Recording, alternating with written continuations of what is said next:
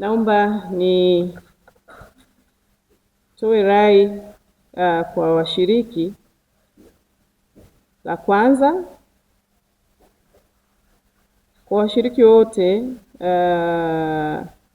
tunapaswa kushirikiana sana katika masuala ya ubunifu. Mimi natamani kinachofanyika Mkuranga nione kwenye halmashauri zote.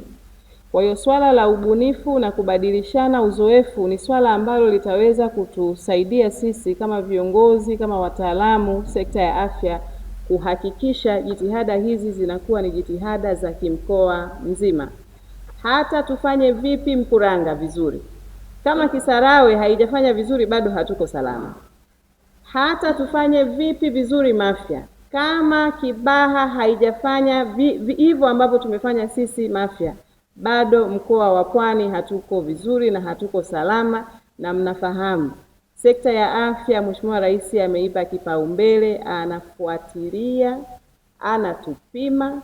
Kuna vigezo ambavyo tunatakiwa kuhakikisha tunavifikia, lakini jambo kubwa, hakuna kiongozi ambaye anaweka nguvu sehemu ambayo haoni kuna matokeo mazuri.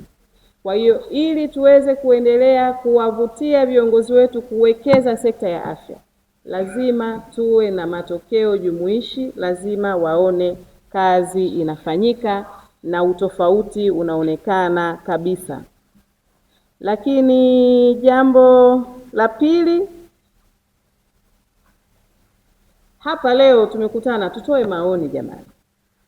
Wasiongee tu viongozi alafu tukaambia mmesikia ndio. Kumbe nyinyi katika maeneo yenu ya kutoa huduma kuna changamoto ambazo mkiziwasilisha, zikifanyiwa kazi, utoaji wa huduma utaweza kuimarika katika maeneo yenu.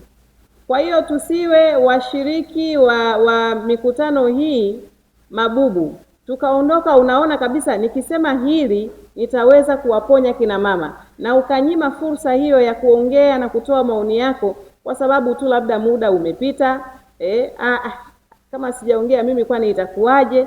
Haya mambo yanaweza yakatusaidia sana. Tufunguke, tutoe maoni, tutoe ushauri, ili sasa tutakapokutana katika kikao cha tathmini ijayo baada ya robo kuisha, tuwe tumepiga hatua zaidi.